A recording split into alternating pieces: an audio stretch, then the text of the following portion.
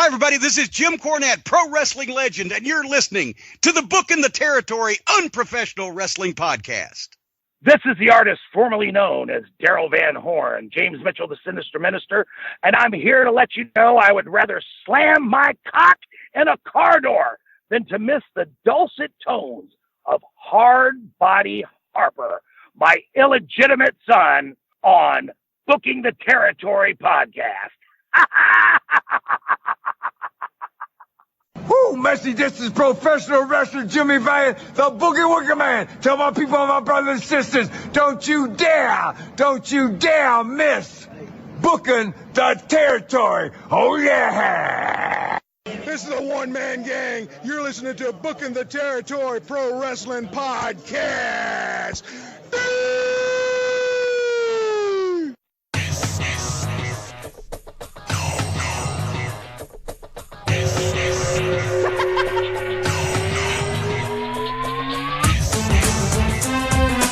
Welcome back, everyone, to this week's episode of Booking the Territory, the unprofessional wrestling podcast, where today we're talking NWA Saturday Night on TBS from June the 18th, 1988. I'm sitting here with Hard Body Harper and not Doc. Doc is late. That's an unusual thing, man. I don't know, but he is running late, which sucks. But we got to get going. You got to get to work, and yeah, man, it's already getting late. This is like 8 o'clock is like midnight for me. So there you go. Hey, we were talking, Harper and I were talking NWA Power right before we got started and everything we liked, which was most of it. And there were a few complaints, but Harper, you were getting ready to talk about it. The theme song, Dokken. Dokken. It's called my Dokken. Bad. What the fuck did you say, Dokken? Dokken. It's Dokken. Dokken, my bad. Denim Fritz is going to love that. Fritz Von Moltke will love that. Dokken, my bad. What do you want to say about the theme song? Man, that's... I didn't like it. You didn't like it? It was cheesy, very cheesy. I know it has a retro feel, but goddamn, I didn't think it was that bad. I thought it was fucking horrible. I thought it felt like it just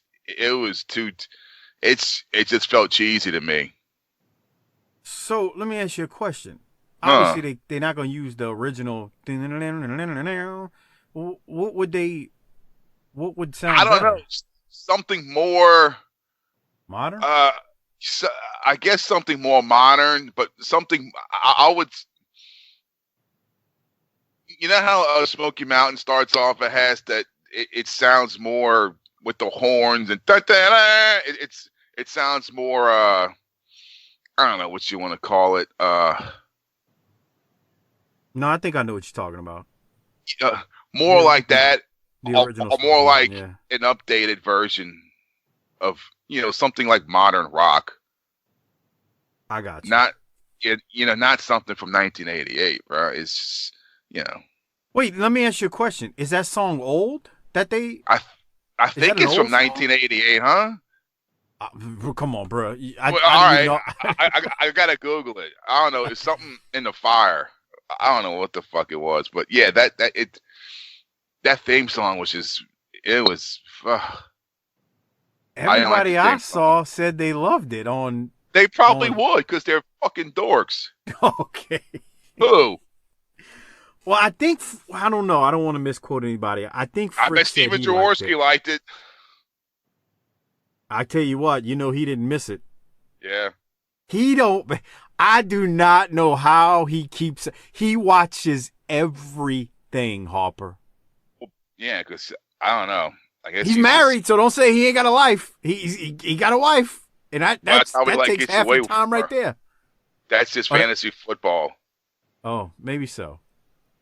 Maybe so. He's not doing too good, man. The Browns took that, man. That was motherfucker, bro.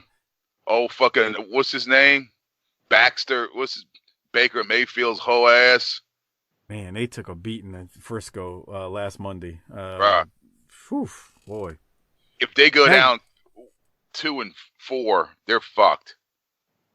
Well, the division is weak though, so I actually think they might be okay. But I just want to give a shout out to Steven Jaworski. Hang in there, bud. Yeah, they ain't ready, bro. They ain't ready. No, man, they too young. Now the Saints are ready, bro. We'll see. You know what the Saints remind me of? Comparing to like other teams, like the Steelers and the Jets. Picture it in Crockett when the Horsemen left. That's when everything started going downhill. I mean, when fucking Arn and Tully fucking left. That was the beginning of the end. And Drew Brees was our Tully and Arn leaving, but we adapted to the fucking situation. That's why like the Saints are. And all these other teams, bro, their big guys goes down, they're fucked. Carolina's winning with a backup too, though. That's true. I forgot about that. But they bitches though. Okay. All right, man. Hold on. Let's get rolling. We'll get into the show, and then when Doc joins us, I'll see if he's got some Docaholic spotlights. For now, again, welcome to this week's episode from June the 18th, 1988. Special shout-outs to our largest page contributors monthly. Disrespectfully Classy, Marky Blassie, Kyle Riley, and Mike Childry. Thank you for your generous patronage. And shout out to new patrons, Christopher, I think it's Eiffel. Thanks for becoming a BTT Patreon member. Enjoy that extra Patreon content. And George Davis, I saw that you bumped up your pledge. Welcome to the BTT Hall of Fame Patreon wing. And if you are not a patron, become one at tinyurl.com/PatreonBTT. We dropped the second Clash of Champions a week ago at this time. We also have a Great American Bash pay-per-view coming up in the next month because we're going to get to that shortly. So a lot going on, plus over 200 other Patreon exclusive episodes, wrestling stuff, non-wrestling stuff there for you to enjoy. Harper Squirter episode. Oh my God. The Dallas Cowboys Ring Rat House is there. Trust me, some entertaining stuff over on Patreon at tinyurl.com/PatreonBTT. Sign up and support the show. It's a great way to support this show. All right, Harper. Anything else you want to touch base on before we get into this week's episode Saturday night? No, just the Saints are going to the Super Bowl. I sure hope you're right. I thought that last year, and the Booker man said, "Hell." I've always tried not to fall for it because it's. I've always told myself I will not let. Here's the thing: the last time I was totally devastated was when LSU lost to Alabama in that BCS title game. When the fuck was that? 10 years ago. It was 2013. That shit fucked with me hard. They got buried. And because he wouldn't take what's his name out the game, God, quarterback.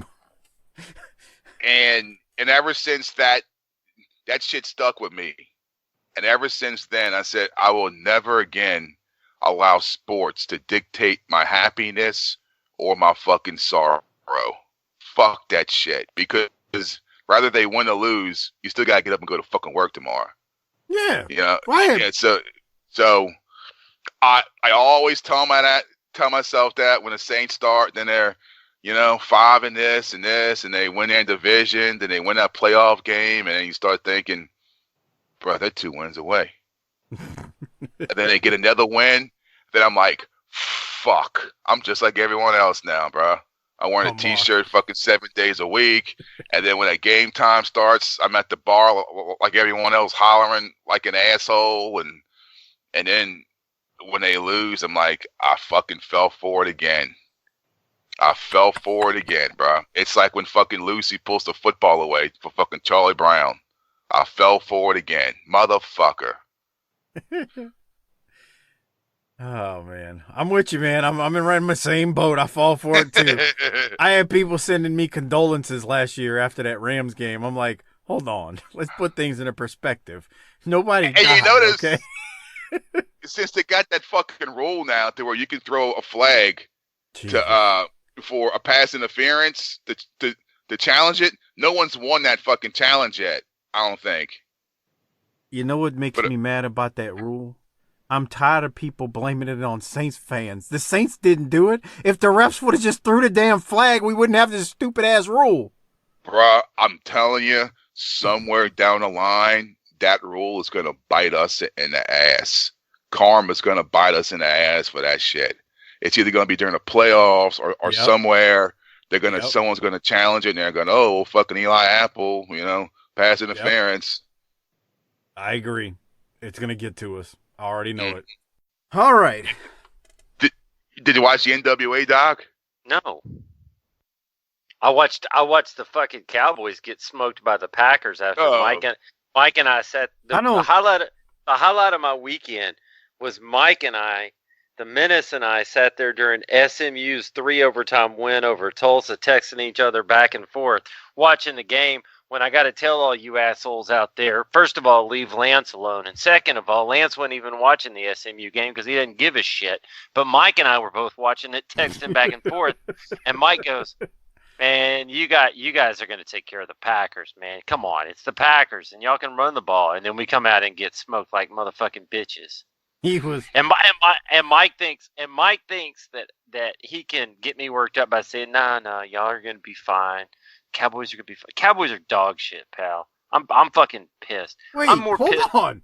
You were 16-0 2 weeks ago. Where's this? What is this?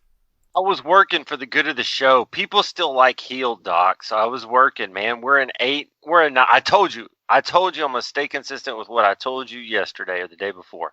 We're a 9-7 team at best, and Garrett gets fired. Thank God. Wait. So this isn't true?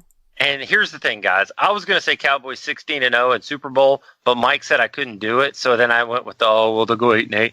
Bullshit, pal. We're going 16-0 Super Bowl. Suck it.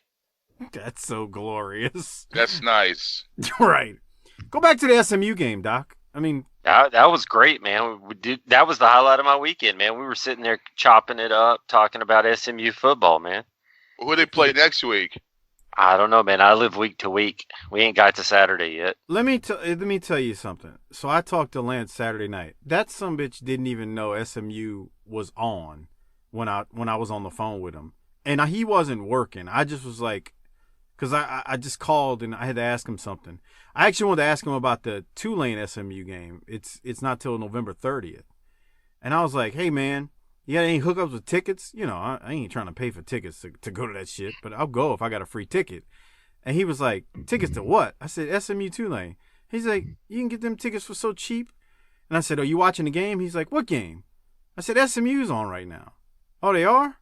So, and here's the funny part about that was everybody's in the Facebook group and on freaking Twitter tagging him, and he's not even remotely, he don't give two shits. He's working again. Like, he don't care.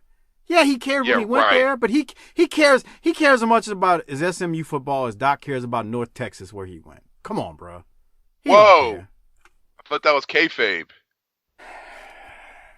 What was kayfabe? I thought he went to Rice. So, Doc? Yeah. No, he said North Texas before on air. Oh, God. A directional school? What? All right. Hey, we gotta give it's no Delgado State, but hey. Go Dolphins, dog. Get control of this show. Go Dolphins. All right. Let's talk. Doc is here now. So let's talk Saturday night from June the 18th, 1988. Doc, can you see my screen? Harper, you see my screen? I got it showing. Yeah, with Luger. Luger's in the corner, pal. Yeah, with Luger. He's a credible challenge to Ric Flair's supremacy. So we kick off the show. We join the show with Luger versus Big Bear Collie, the Scott Norton look-alike that Harper said from months ago. Luger defeats Big Bear Collie. We then see a clip of Ric Flair beating up on Ricky Santana. And then during this whole time, Schiavone is voicing it over. He's building up Flair versus Luger for the world title at the Great American Bash. And then we head to the studio where JR and David Crockett open the show, and they run down what's going on in the promotion. And then they throw us immediately to the ring. Harper, you got anything from the opening of the episode? No, I'm surprised to see Luger win with the elbow. You think maybe he couldn't get him up or something? That's a good point, but I don't know. Luger was a strong dude. I'm sure he could get him up. It might just be one of them things where he just, I don't know, feeling lazy that night. Who knows? But it is a good point because you're like, I mean, I think I've seen him get up big guys before. Yeah. So I think we've seen him get him up. Yeah. Doc, what about you? Got anything? Nope. All right, so we head to the first match. The Fantastics defeat Agent Steel and Curtis Thompson. Long match for the Fantastics versus these two. But, Doc, what do you have from this? Nothing really. I felt like it was weird, given that we only had an hour, that this match went that long, though. Man, I thought that was my exact note. Harper, what about you? Was Agent Steel someone, a name with a mask on, or? That is Brad Anderson, the son of Gene Anderson. Okay. Did you know Didn't that? Didn't he become a lawyer sometime? No. You're talking about, what's his name? What's his nuts? From Smoky Mountain. Bryant. Yeah. God, that feels like ages ago. I know, huh? Oh man, that feud with him and Tracy, that just did absolutely nothing.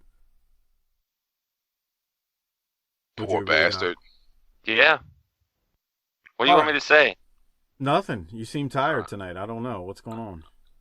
I've had a long day, man. Yeah, you and me both. Had a long day, bro. The fucking Cowboys are garbage. Everything's against me, man. 16-0, pal. Super Bowl, suck it, was your exact words. And with that said, let's go to Kevin Sullivan. He's going to cut a promo he's the first promo of this week's episode. Sullivan, what about this Tower of Doom? Well, David, let me say this. Everybody's talking about July 10th being a career date. It isn't just a date in my career. This happens to be the most important day in my life. You see, I've waited a long time, and I've laid down and taken a lot of things from Jimmy Garvin. He pushed it in my face. He took something that belonged to me.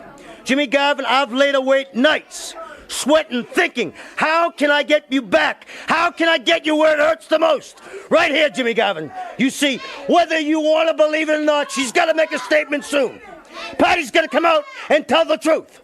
Jimmy Garvin in Florida, Tampa, doesn't matter. Everybody knows the truth down there. Well, now everybody's going to know the truth in Baltimore July 10th because they say it's the price for freedom, Garvin. Well, freedom means you can do anything. And I plan to do anything right here in the tower. You see, it goes from one to the other, David. All right, what about this tower? We look at it. Where did you find this thing? I found it right here, David.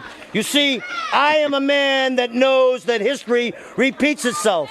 You see, in the Ming Dynasty, when Princess Anunga was stolen by a man as greedy as you, Jimmy Garvin, they sent the Habuddin after him. And with great pain and punishment, he decided that we'll have teams.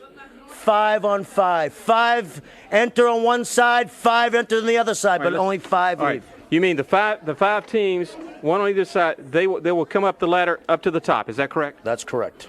All right. Now, what happens once? How many men in there all at once? One at a time. And then there's a trap door that opens every 2 minutes for 10 seconds.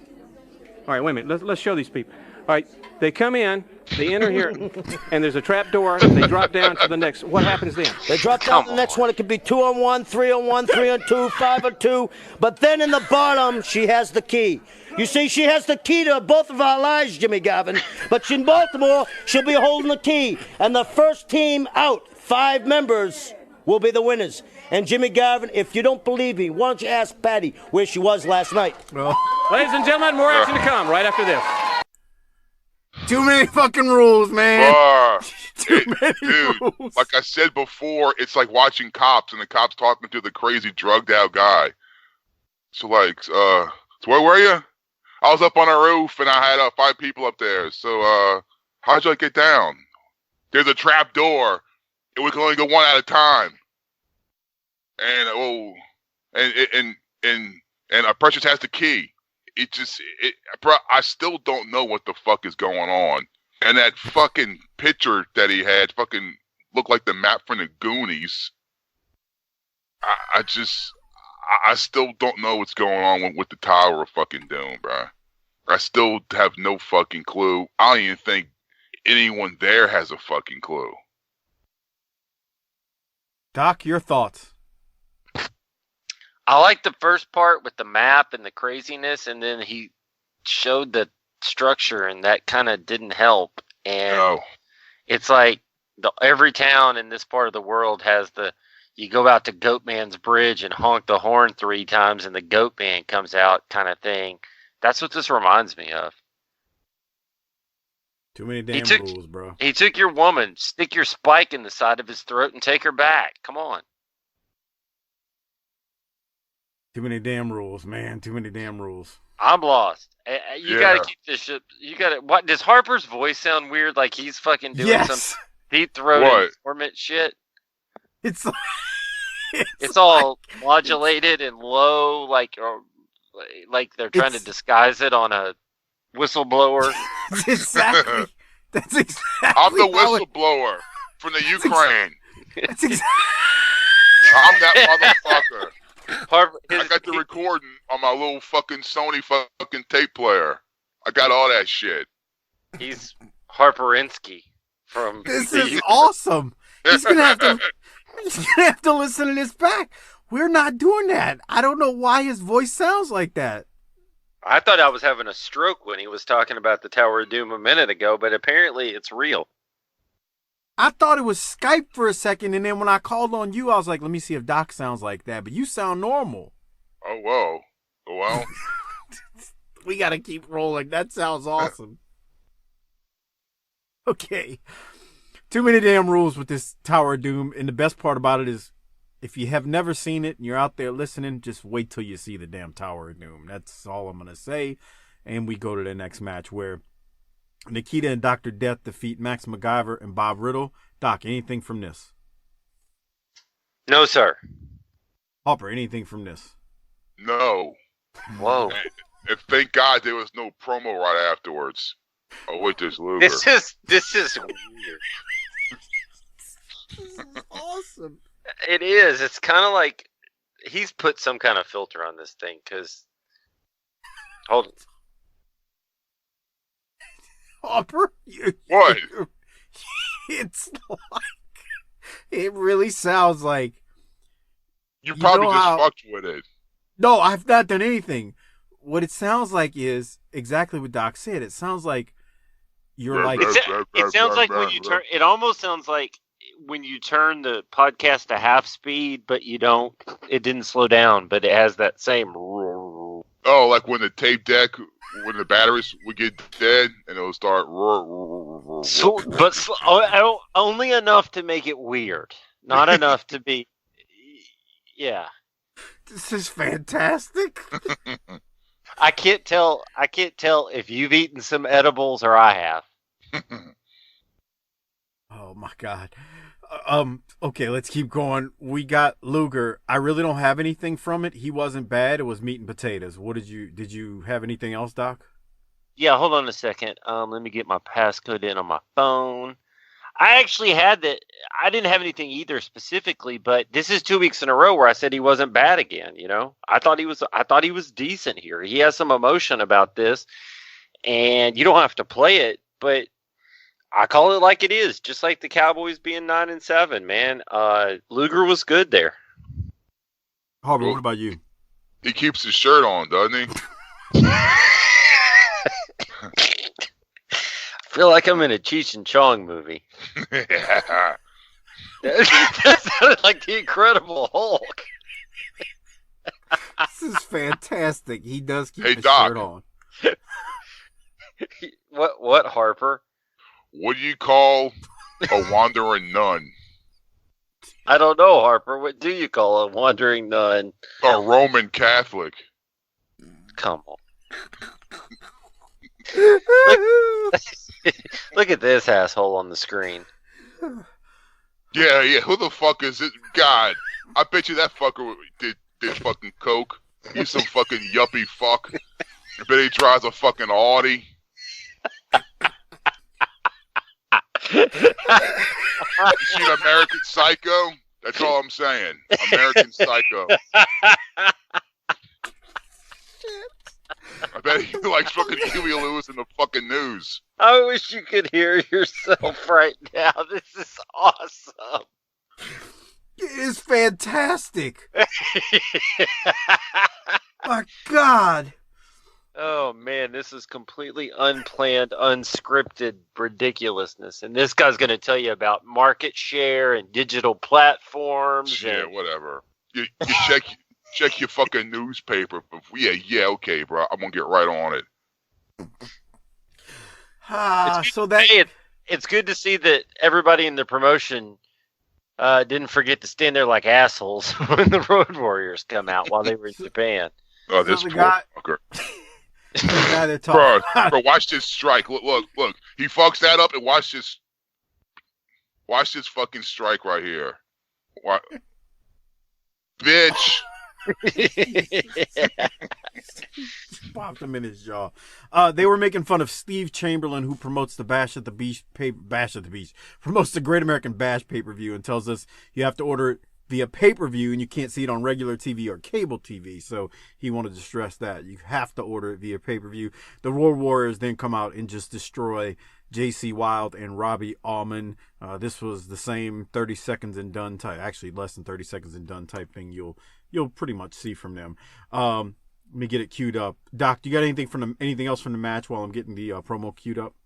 No, when you get the promo queued up, Hawk was a scary bastard here. Yeah, let me hit play. Here it is. The Legion of Doom, the Road Warriors, you came back and you did exactly what you wanted to. Just like we always do, David Crockett. We come back from a tour from Japan. We come back with a fire under our cans like never been before. We came back here and we kicked the Barbarian and we kicked the Warlord's butts from one end of the stinking country to the other. And then when it came time to sign the dotted line on the night of the Skywalkers, I guess the Barbarian and the Warlord aren't the men we thought they are because they tucked their tail between their legs and they ran.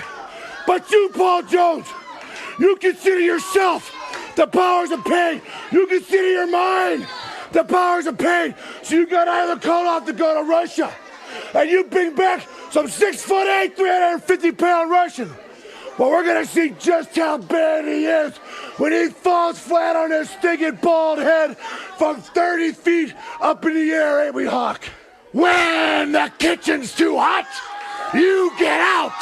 Well, that's what the Warlord and the Barbarian did. They got out. That separates the men from the boys. Boys, you know something? I was a man the day I was born. The doctor slapped me, I slapped him back, and I took the nurse on a date. You punks are just what we said you are, punks. So, Paul Jones, you go out and try to find yourself some real men, and you take a good look at us, and you realize we're the last ones left.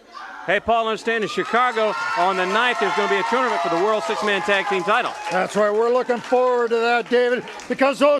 All right, I don't have anything from Ellering. Harper, I'll go to you first. What do you have from the Road Warriors? This is going to be great. Fucking Hawk, bro. He sounds pissed. And fucking, why does he look like Panama Jack? He does. Why? Because Ellering is a goofy bastard. He really is. Well, so now we finally know, after weeks of speculation on the timing, that the powers of pain are gone. And Hawk slapping doctors and dating nurses on his birth date.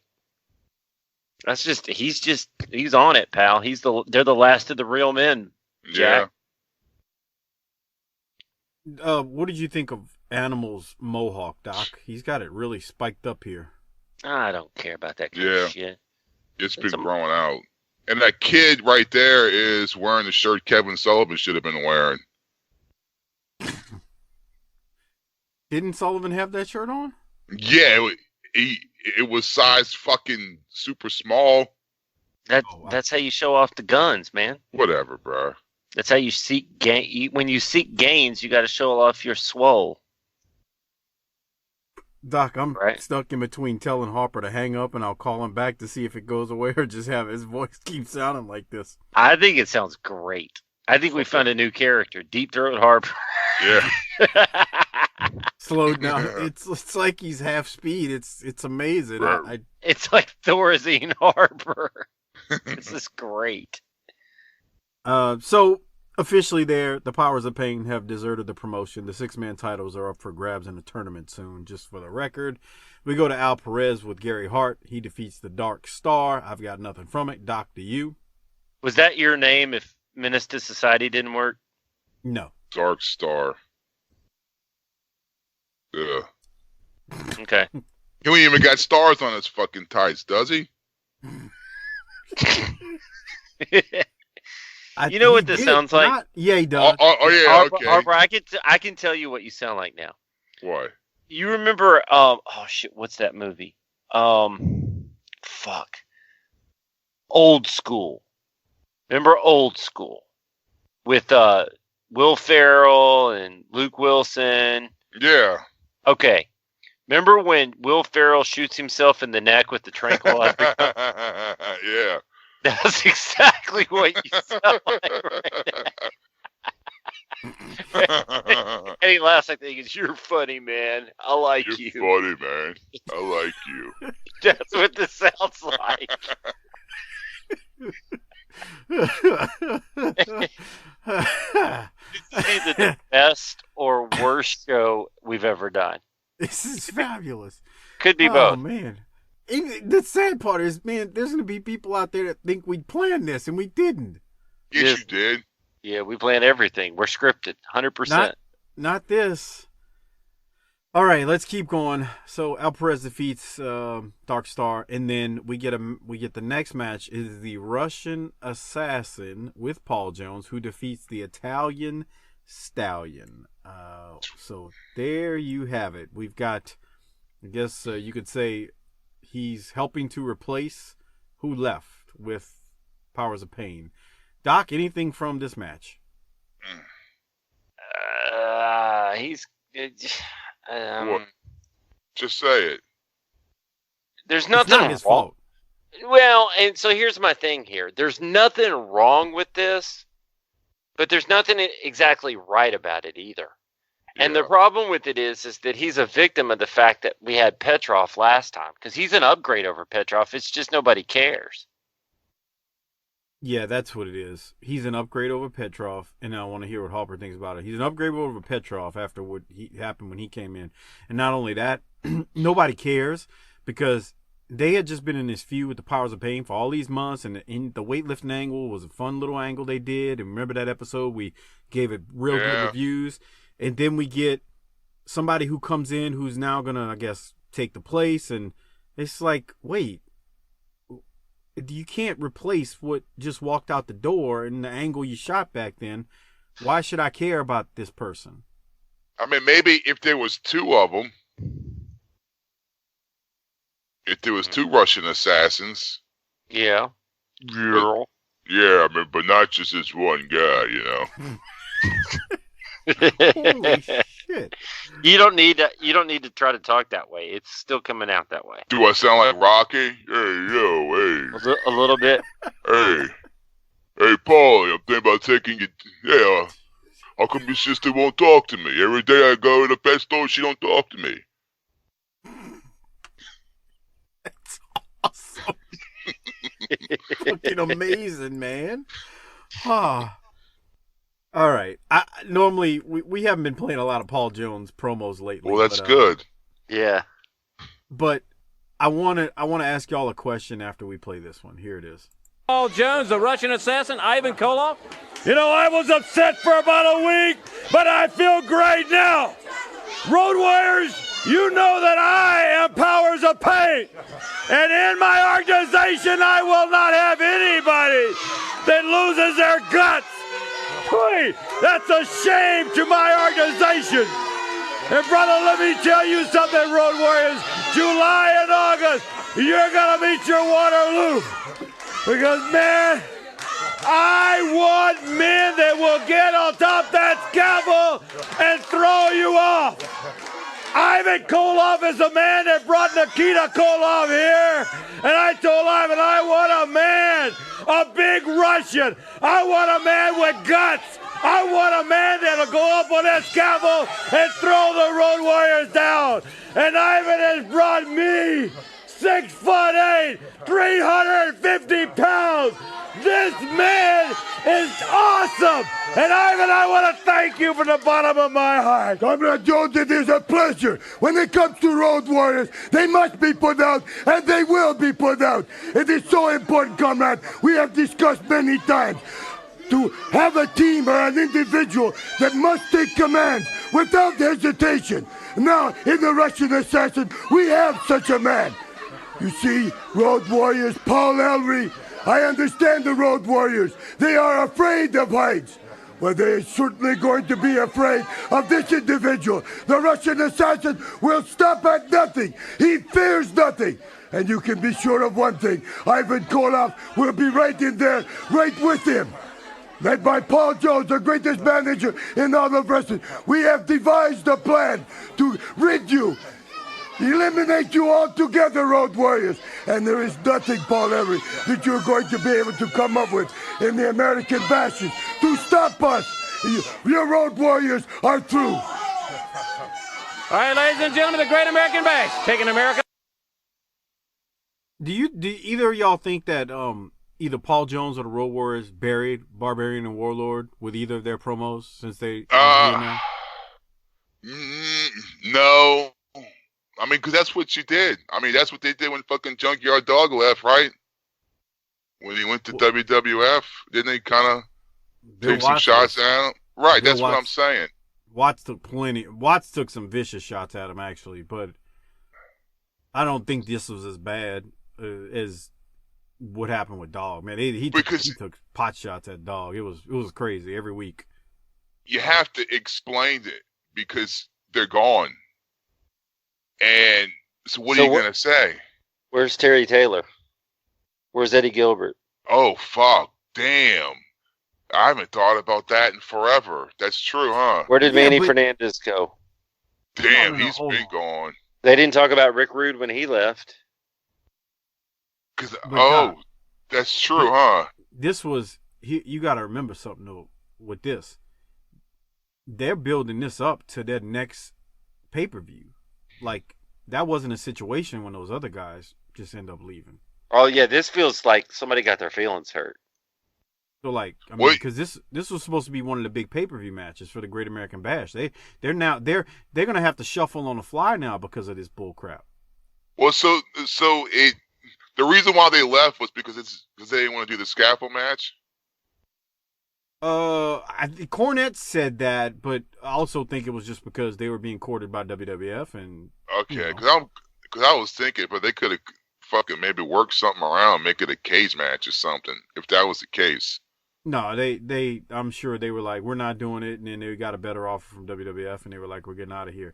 And if you think about it, the reason, I mean, I'm sure this wasn't the same thing, but think about why Arn left, and like Arn said, Crusher Khrushchev, Barry Darsow was contacting him for months, hey, they want to see where you at, what you thinking, blah, blah, blah, blah, blah.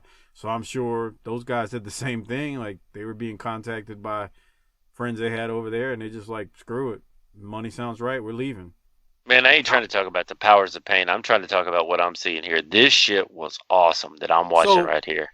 Yeah, let me explain. So JR and David Crockett throw it to a tape from Savannah, Georgia, they said, where Dusty goes into the Horseman dressing room and comes out busted open and bloody. And then they go to a video clip where they follow Dusty to the ring. And he has Sting, Nikita, Dr. Death with him. Barry hits the ring, and Dusty and Barry are just starting to brawl. Dusty's busted open. The fans are going crazy. The crowd is into this thing. There were some Dusty chants, and JR tells us that these two will settle their differences at the Bash. This is a damn good clip if you ask me, because that's how you build up a match that you're actually, it's not a match, but they get a little brawling in, and this is how you build up to what's going to happen with them at the Bash. Look at those people in the crowd too. Mm-hmm. And man, you can say a lot about Dusty's booking, his spot on the card, how he ran this thing. That clip was awesome. Yeah. Him and Wyndham getting after it. Man, that was a personal issue. We're going to settle it in front of the people. That's to use a Ric Flairism, that's big time sports, pal. That's how you do it, though. I love how it's like an inorganic lumberjack match. Yeah, and nobody. Because I was like, what's Al Perez doing out there? Nobody cut a promo. Nobody had to cut a promo because they've already been talking for weeks. So now let's just get out there and whoop ass. Yeah, and he's all busted open. We've said all the things we need to say. Let's get this shit on. Okay, so to point you and nobody's entrance music hit. The only hitting was each other. And to the point y'all both making, so this whole segment Wasn't 15 minutes. Wasn't even 10 minutes. It wasn't even 5 minutes. It was 4 minutes long. They told a little story to build up to this big match that these two are going to have at the Bash in 4 minutes. And they didn't show the conclusion so that I got to pay to watch it. Yeah, that's what I'm saying. They're fighting. They're brawling. Bro, look at that. That's how you do it, man. And it's fucking Gary. He's like, get the fuck out of there. Well, come over here and interrupt my promo. All right. Harper, any other thoughts on how they did this with Barry? All right, this was fucking great, man. It feels real, doesn't it? Fucking great. This is as great and as real as your voice on this episode. This feels fucking great. Look at Dusty. I think it's starting to kick in, man. We're in a spirit world. He sounds like he is from fucking Young Guns. They can't see us because we're in the spirit world. Chavito. I've seen that movie, but it's been a million years, man. And you don't know about the spirit world. You ain't eating no peyote out there in the desert with me and Harper. Okay. So we go to the next match, and it is Ronnie Garvin who defeats Jerry Price. Garvin does a little bit of stretching. We definitely seen it a lot worse from some of his other matches. And Crockett says during the match, if you don't fight him back, he's even worse. I don't think so, David. I think no matter what he was. He beat that black man so bad. I made me wonder if Ron Garvin was actually a police officer in his off time. I don't know. He didn't beat him too bad. Yeah, he wasn't too bad. I agree with Harper. Maybe he had white guilt or something. I don't know. That's a thing, you know. He didn't even give him chin nuts. You realize that, right? Man, okay, so is this shit we're about to see, are we going to say this is good or stupid? Precious? I thought it was good. I thought it was stupid. I don't know. It got Jerry Springer-ish to me. When she grabbed his fucking his tie and everything. I don't want to talk about this anymore. Let me play the first part of it. I actually thought she did a good job acting. What bitch you ever met that didn't want to talk about something? When they're guilty, they don't want to talk about shit. Right. Because that truth hurts. Yeah. Like, and I ain't talking about guilty as far as, running around with a dude or nothing. I'm talking about guilty where it's like, no, motherfucker, you said you was going to do X, Y, and Z, and you didn't do it, and you get mad at me about this. And they start coming off with all kind of shit. Yeah, remember 10 years ago when you was a fat ass? What? Fucking man, that time 10 years ago when you fucked that chick in the parking lot outside of Hooters. Right. That wasn't me. That was fucking Doc. Whatever, you were there. Right. Exactly. He just did it so you wouldn't do it. Yeah. They will blame you. They will blame you for some shit another grown individual did. He did it, but you wanted to. Right. But you was thinking about it. That's the one they say. And your nasty ass didn't have to run video on it either. Yeah. No way. All right, let's go to Precious. Ladies and gentlemen, I'm being joined. It's, of course, my pleasure. I'll say that right now. My esteemed pleasure to have a lady that has certainly captivated the hearts of all the fans of the National Wrestling Alliance. And I know you're a very busy young lady. Thank you for being here. It's nice to be here, Jim. I want to tell you something. We have gotten a great deal of mail, and I'm sure you know that you're asked several questions whenever you go out. People are obviously going to recognize you.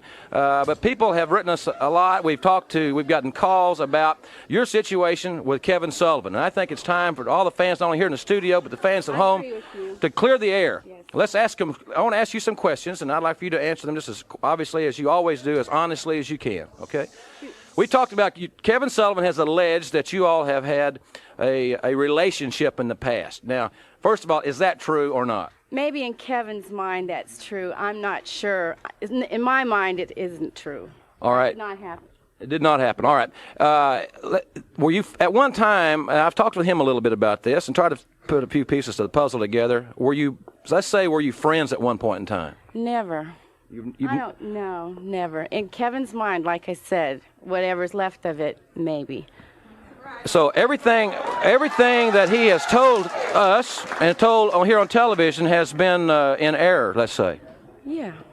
Now, he told us a lot of things that were the truth. He told us about people that were going to win championships, and they did. He told a lot of things that were going to happen, and it's almost like a prophecy, and it's come true. Are you saying that he has ESP or something? No, I'm saying that he apparently has he has something, because he's predicting things that are happening in the future, and he said something that happened in the past that you all were friends. He's made some very... Never. Okay. Let me ask this question then. You are then at this point in time, then you are still with Jimmy Garvin, and there's no problem at all? Garvin forever. So you and Jimmy Garvin have had no problems at all? No, not Jim and I. No. Okay. We're fine. You all are fine? Fine. Everything is going to be fine, or it has been fine, or is it fine now? That's what I'm wondering. Yes, Jim. It's fine now? Yes. Okay.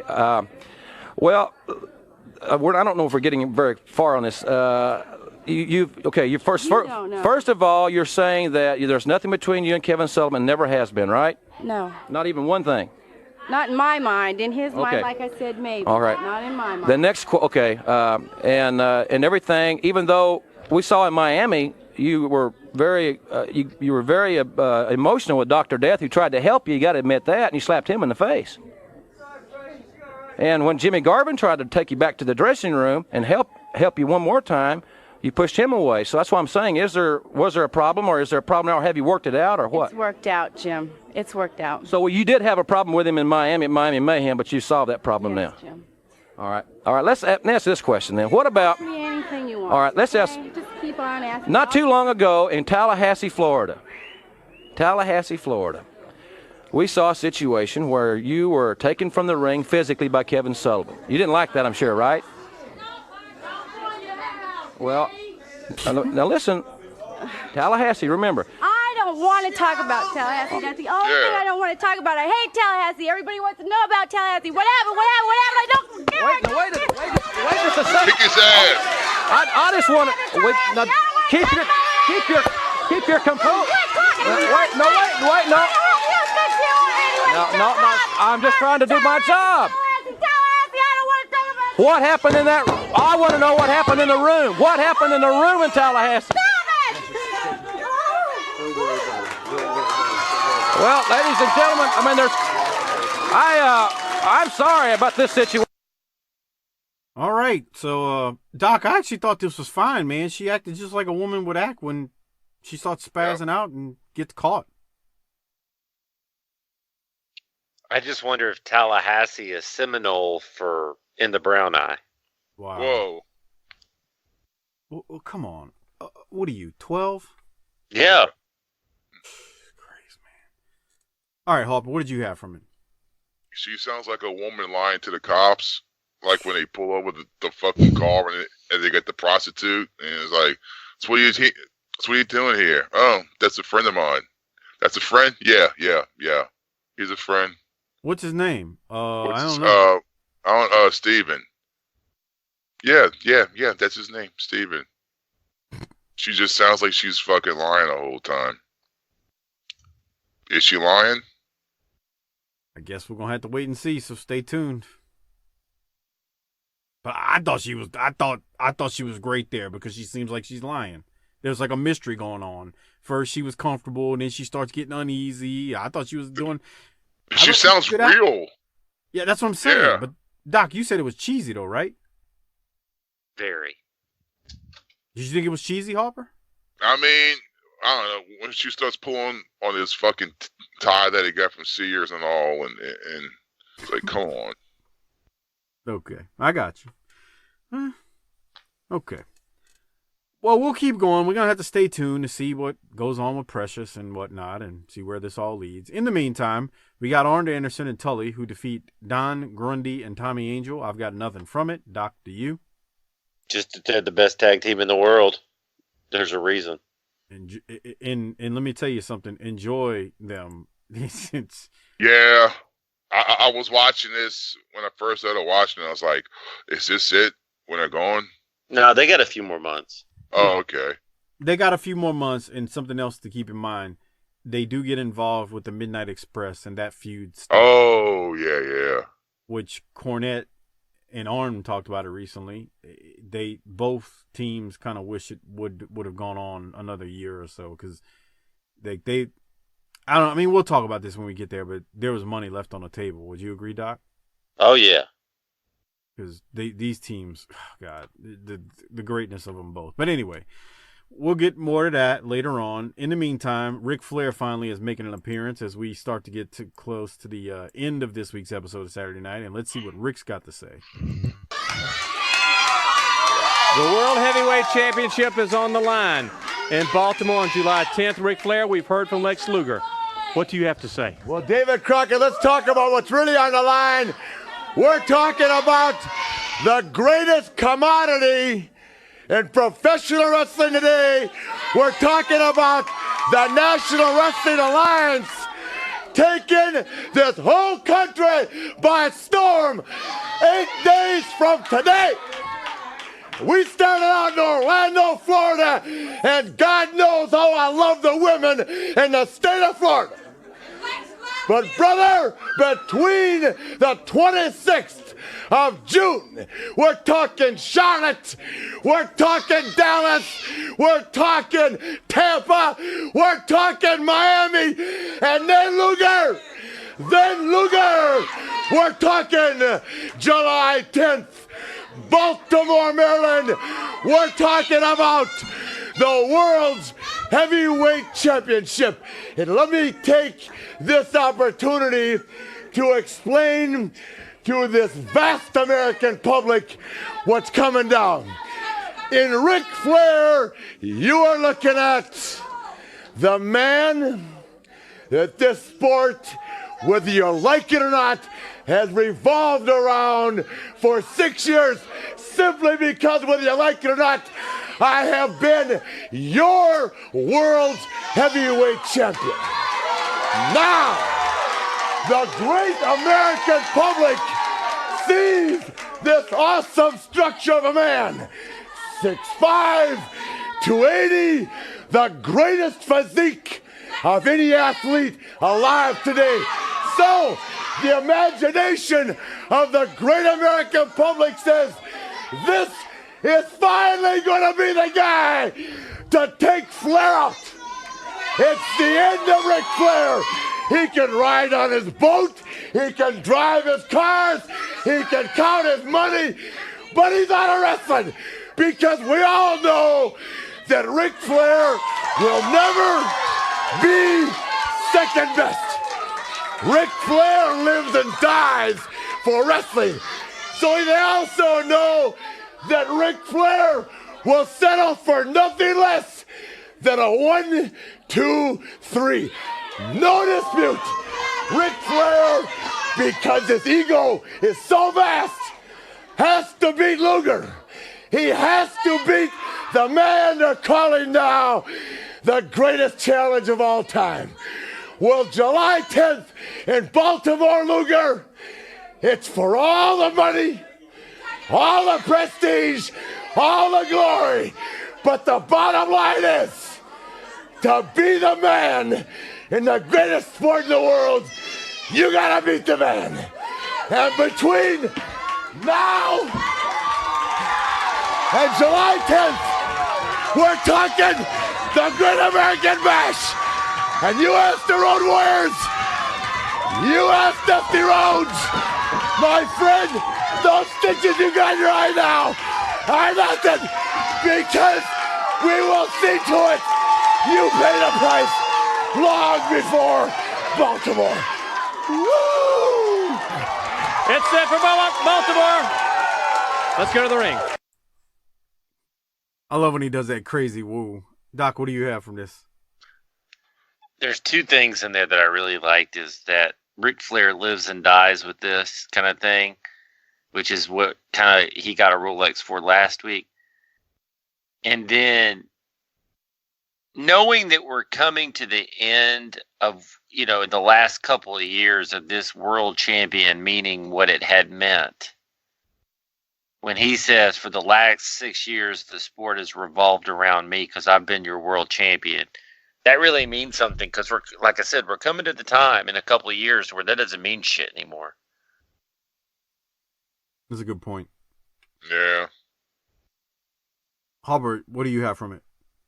It was fucking Ric Flair. It was fucking great. It was fucking great. It was fucking great. It was fucking great. It was great. It was Ric Flair, bro. I am your world champion. Gino used to say that, Doc. You sure did. He don't say it anymore, does he? Oh, man. What the fuck? What are you, 12? Nice, Doc. I don't know, man. Maybe he was killed. I finally watched a little special, the Vice thing with Gino. All right. Doc, I forgot. Did you say he OD'd or did you say he was murdered? I don't remember what I said. Bruh, come on. What, Harper? I don't think you ever told me. He OD'd. It's like the fucking Bigfoot shit. He OD'd. Guys, he was on coke. He OD'd. He went back with some fucking flight attendants. They got fucking coked up and he OD'd. And they said, "Oh fuck, let's get the fuck out of here." And they fucking left. And he fucking died on the floor of his fucking apartment. Oh, okay. You ain't got to get all swole up in the chest. I'm just saying, I fucking watched it, and they're trying to say it was this and that. And it's like the guy OD'd.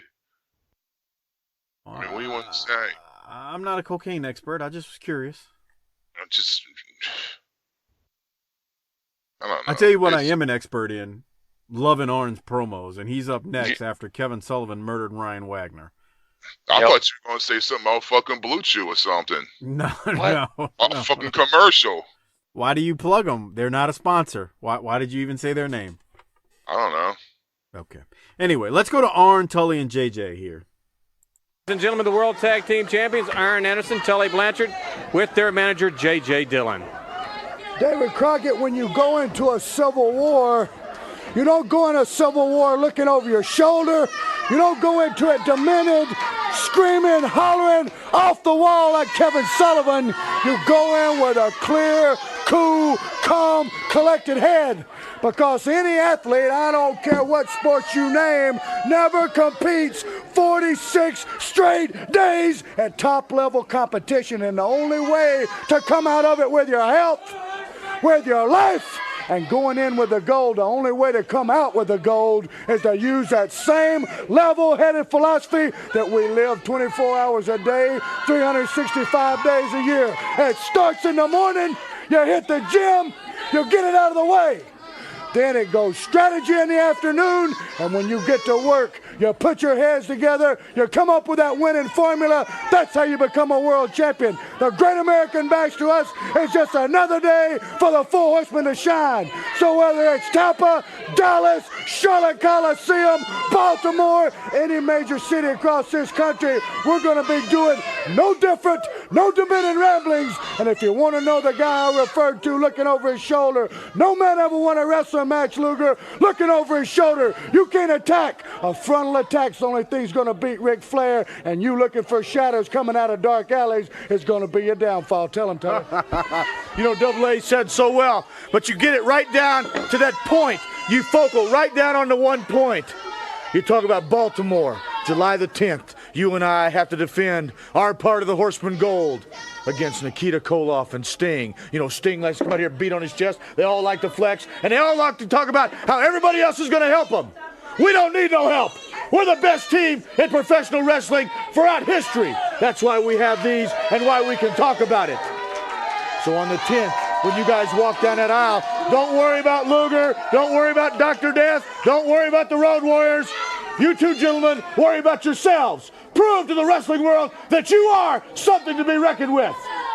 Because on July the 10th, Double A and myself, along with JJ, are going to carry the gold down the aisle and walk back out with it.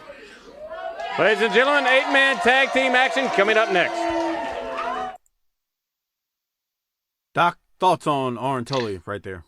Well, before I give those thoughts, they can take that 8-man tag, turn it sideways, and shove it up their ass. Jesus I don't care. What? No, I'm just in agreement. I was like, I don't care if it's 2012, 2017, 2019, or 1988. There ain't no reason to have an 8-man tag. Fuck that. You don't.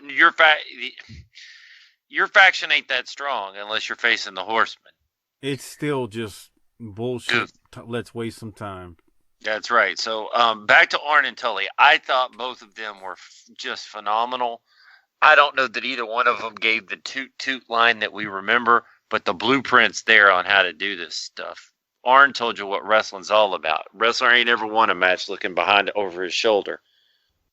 46 straight days. Sting likes to come out and beat his chest. Tully told you they don't need no help. They don't cheat. It was all right there, man. Yeah. Harper, what about you?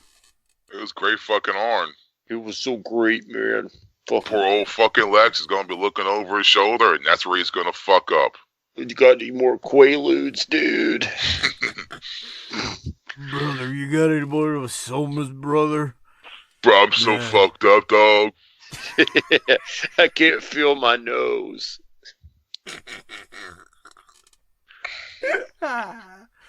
Hey, Arn's couple lines there. He said, "The Great American Bash is just another place and opportunity for us to shine. Luger, you're looking for shadows out of thin air is going to be your downfall." Holy shit. Yeah. That was great. That's how you do it. Yeah. Doc, do you have anything from Corny before they go to that god-awful 8-man tag? No. Me either. It was nothing much. Yeah, fuck that. Yeah, fuck that. Fuck you, Wilbur. The 8-man tag is the Sheepherders and Midnight Express versus Brad Armstrong, Tim Horner, Mighty Wilbur, and Gorgeous Jimmy Garvin. They go off air with the match still rolling, which was weird. All this was weird. Like, why? Yeah. Who cares? It was like they just got to the end of the show and were like, well, we got some minutes to eat up. Y'all just go out there and keep going for a little while till we go off air and give you the cue. Whatever. That was it. And with that said, we need to rate this thing. Before we do so, use our Amazon referral link every time you shop on Amazon. The holidays are coming quickly and fast. So we call it Merry Christmas around here, you asshole. That too. Merry Christmas, whatever. Harper didn't blow a whistle on somebody for this to be called the holidays, pal. Happy Hanukkah, all that good stuff, you know. Whatever you celebrate, whatever floats your boat, use it. tinyurl.com/BTT Amazon. Great way to support this show on an ongoing basis. And we are only, I guess, about 6 weeks away from the annual Thanksgiving tradition where we play the how to give thanks at BTT Thanksgiving. You know, the clip we always play, Doc? This will be the third year running now. That's 6 weeks away? About that from this time. It's not that far off, bro. We're getting close. God damn. I know. It's still 90 degrees, Mike. I don't give a shit. Yeah, dude, it was 90 today. It's going to be cold this weekend here, but it was 90 in the day. Well, no, it is, Harper. It's supposed to be Saturday morning. It's supposed to be like 44 here. That's cold for these parts in October, people. But we've been dealing with upper 90s the first 2 weeks, so give it some perspective. But anyway, the Amazon referral link is tinyurl.com/BTT Amazon. Great way to support this show on an ongoing basis. You don't have to spend anything extra. And give that link to the wives, girlfriends, hoes, and side pieces in your life and tell them to use it every time they shop on Amazon. Like Doc says, actually put the link into the browser for them, because if you tell them to do it, they won't. So you got to kind of like walk them through it like they're kids, because they kind of are. Anyway, Doc, with that said, rate this show. What are you giving it? This was a weird one. It wasn't bad. It wasn't the best. It was short. But I really struggled with both the rating and the Rolex for this one. I'm going to say give me a B+. I'm going to give it a B+ too. Harper, what are you giving it? I'll give it a solid B. All right. I'm going to give it the surface. I'm going to give it the surface of the sun. Doc, who are you giving your Rolex to? Man, this is the hardest one I've had to give out in a while. You can't go wrong either way, but I'm going to go with Rick. I feel the same way. I got to go with Rick. I thought Hawk was good, but I got to go with Rick. Who are you giving yours to, Harper? You know what? I'm giving mine a Hawk. All right. He's just saying that. He didn't mean that. He was just because he was fucking. Because Hawk's ass man.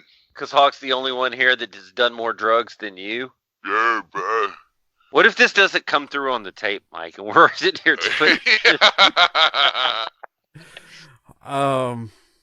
That's a good question. I don't know what we're gonna do. Planetarium and fucking listen to Pink. We're gonna go from Harper sounding high to us sounding high. Yeah, I don't know.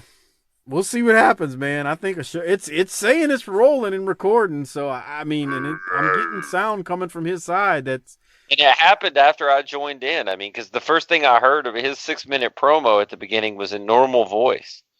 Right. So you heard him normal at first, right?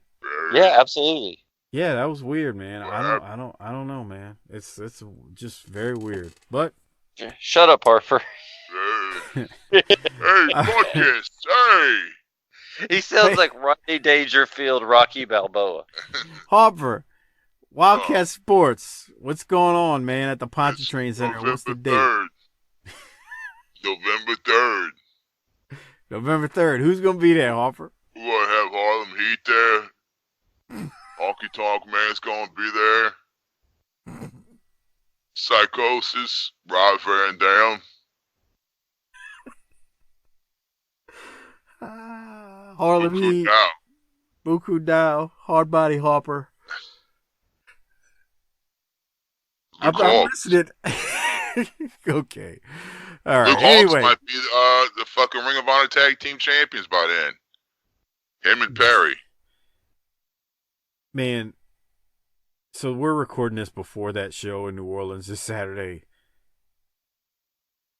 I hope Luke and Perry have life insurance. I'm sorry, bro. Jay and Mark are gonna. Oh, that's nice. Harper, have 911 on speed dial, just so you can hit a button. You don't have to punch in 911. Okay. Just wanted to point that out. Okay. Doc, you got anything before we get ready to get out of here? Let's get out of here, man. I'm tired. Yeah, me too. It's late, and Harper's got to get to work. Real quick, want to mention a couple of things. Shout out to the Wrestling Podcast About Nothing with ROH's Brian Malonis, Mike Crockett. They do their show every single Monday. Check them out. They talk classic, but current stuff as well. And it's a good show. They support us, so please support them. And also shout out to Our Advantage Point, the Retro Wrestling Podcast with Joe Murata and Michael Quinn, the northern version of BTT. Slightly classier, a little bit more professional, but still fun nonetheless. They support us, so please support them. And don't forget, become a patron at tinyurl.com/PatreonBTT to get the pay-per-view reviews that we have up, the Clash of Champions that we have up, and over 200 other Patreon exclusive shows. With all that said, I think that's all we got. Harper, hit the tagline. Take us home. Book it, bitch.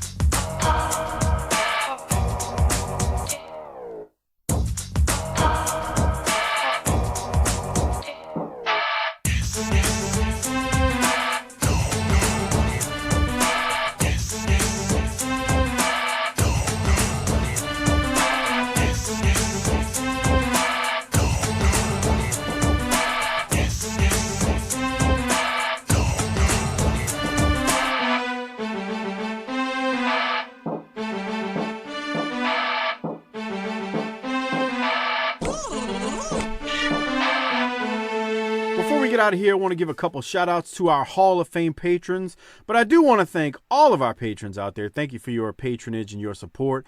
We hope you enjoy all the extra Patreon content each and every month. As I always say, we've got over 200 plus Patreon exclusive episodes just for you and no one else on our Patreon feed. So thank you for your support. If you're not a patron, remember it's tinyurl.com/PatreonBTT. You can sign up for as little as $2 a month. That'll get you access to the world-class shows. If you bump up a little to $5, you get a bunch of other stuff as well. So there you go. But it's a great service. And not only is it a great service, but it helps support what we do with the 8 free shows we kick out every single week, every single month, along with the bonus content you get for being a patron. And a lot of work goes into this, so we appreciate if you are a patron. So thank you very much.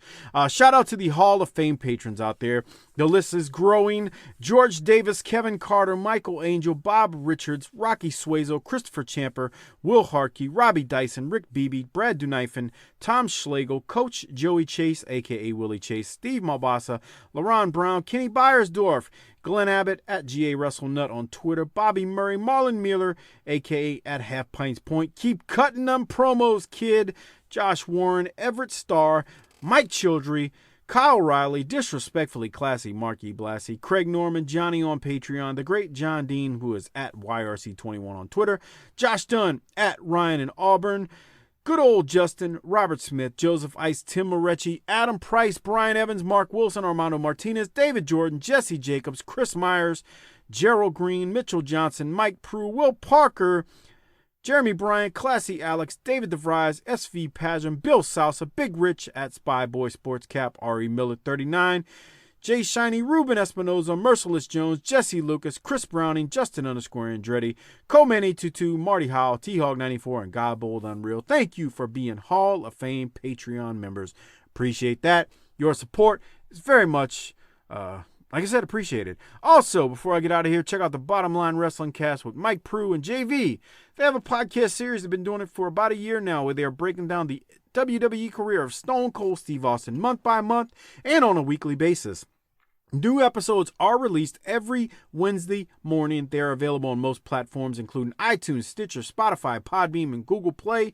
You can find them on Twitter at BottomLineCast or search BottomLineCast wherever you get your podcast from. Mike and JV also support us on our Patreon feed, as they are the host of the ECW Extreme Livecast that drops every other week on Wednesdays as well. So Mike and JV do a very good job there, and it's good stuff. So hopefully, if you are a fan of ECW and you haven't checked that show out yet, check it out. They do a watch-along format, but they play the promos and whatnot and the audio from it, and it's a great show, and they're doing a great job. So Mike and JV, if you're listening to this, thank you very much, man. We appreciate your support. That's it for now. That's all I got. Thank you again for all the patrons out there and all of your support. And for Doc and Harper, who have already left, you know what we always say when we get out of here. Book it, bitch.